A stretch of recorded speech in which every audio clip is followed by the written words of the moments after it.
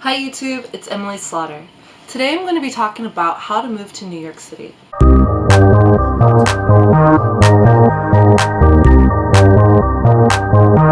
During this time, I'm going to be looking over to the left at my computer to be referencing some notes along the way.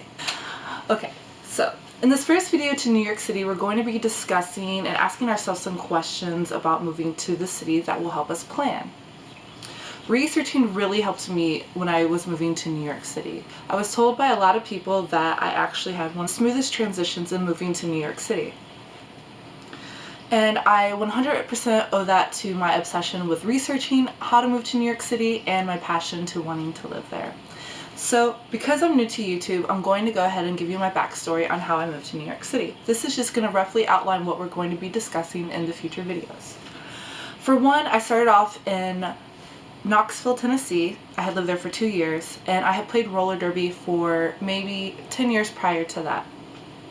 And roller derby is actually the reason why I wanted to move to New York City. Well, the number one current reason, but to be honest with you, I had always wanted to live in New York City. It's always been a dream of mine ever since I was a little girl, and I was going to make this happen.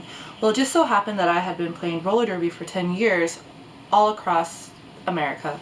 Started in Florida, was currently living in Knoxville, Tennessee, and I decided, well, I've always wanted to live in New York City. New York City had the current ranking of the number one team in the world for roller derby. I was like, I'm gonna give it a shot. So after I had a reason to go to New York City, besides just my passion wanting to live there, I actually had something that was going to keep my goals aligned, which is very important when you're wanting to do something big like move to a new city or any reason in life. I had done a ton of research, I had made a plan, I set a date, sold everything I had, and I took a bus to New York City. And the transition was pretty smooth.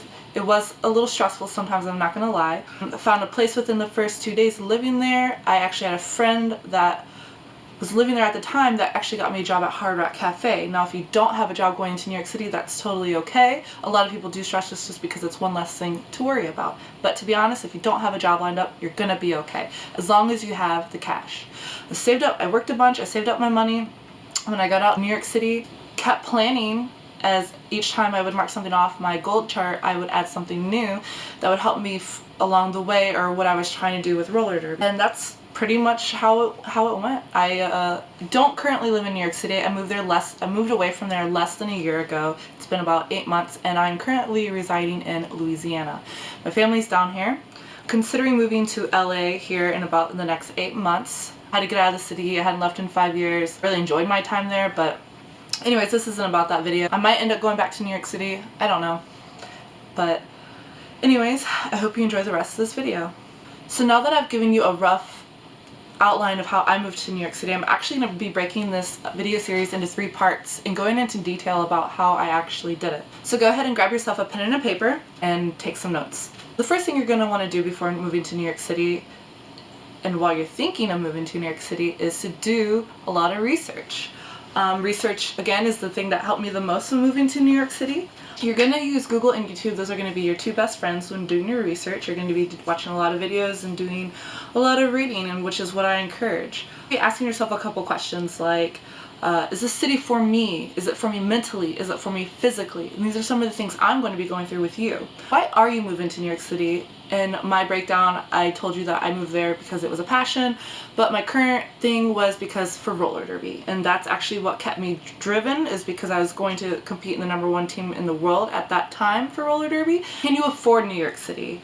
You'll be able to answer a lot of these questions as you move forward with your research, and that is a top priority to research, is the affordability of living in New York City, which I will go over in my other videos about moving to New York City. What's there that you already know? Again, I had a community that I was going into because of roller derby, and I had a couple friends. Now, that won't be the case for everybody. If you're going there and you don't know anybody, that's kind of how I felt anyways, but you'll make it work. You'll make it work. But it's good to, in life, have a community that you can be a part of. It helps you find friends. It helps you, just have something that's yours as you live life. Another thing you want to think about is, will you have a community there? Again, I just talked about that. How will you get there? That is another maybe third or fourth on the list about Things you should really consider is, do I want to move there? How much does it cost? How am I going to get there? Where am I going to stay once you get there? Again, are you going to be having friends and family to lean upon? Will you be Airbnb? Will you couch surf? Are you going to be renting a hotel or staying in a hostel? These are all things to consider when moving to New York City. I also want to research neighborhoods, the commute, and jobs along the way. I was obsessed with learning how to take the MTA before I got there, just so I had some prior knowledge and I wasn't lost in a new world, because New York City is, in fact, its own little world. It's not like any place you've ever been, and I love it for that. You're going to want to research your neighborhoods of where you're working, where you're going to be living, the commute in between those. All that is really going to play into your research, and these are things to think about, because the number one thing about New York City is that it doesn't have to be a money waster, because I actually saved money living in New York City, and it was actually cheaper for me to live there than where I currently live. Learning to take the MTA prior to I got there, because time is really the biggest thing that New York City steals away from you. You can never get it back. I can get that $20 back, whatever, but I can't get that time back. So that's why you really want to pay attention to your commute to and from work and where you're going to be living. And even if you're going to school, picking a school that's close by to you. Asking yourself, is this city for you mentally and physically? New York City is fast-paced, it's crowded, it's loud, it can be quiet in some neighborhoods. There's a lot of walking and there's a lot of stairs. That's something that I really didn't see in a lot of research, but to be honest with you, you're going to be walking stairs all the time to get up to the subway, to get up to a building, to get up to your apartment. I lived in a 4th floor walk-up. Walk-up means there's no elevator. Imagine having no laundry in your apartment, which is a very common thing.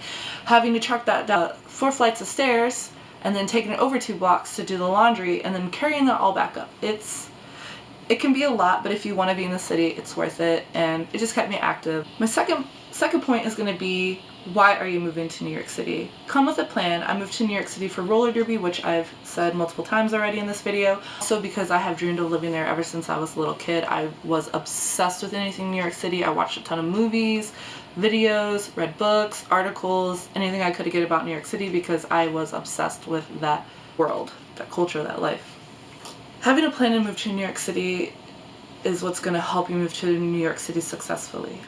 Are you moving alone or are you moving with somebody? I preferred to move alone because you don't have to worry about the other person's plan and how well they plan, and if they didn't plan or if they're writing off your plans can get annoying. You don't have to worry about any of that. Like, you just have to take care of yourself, and when it comes to New York City, that's kind of how the mentality is like, you come first. I know it sounds messed up, but once you're in that environment, you'll understand that if you don't take the opportunity that's presented to you for yourself, then you're just going to fall behind. I am from the South, so having to get over some manners, but even if it could be as simple as just taking 1 foot inside the subway station because there's only that much space left, and after you've been waiting for 2 trains already, which could equal up to an hour of wait time, like, you're going to take that last step. Even if it means jamming and cutting in front of somebody, you're going to take it.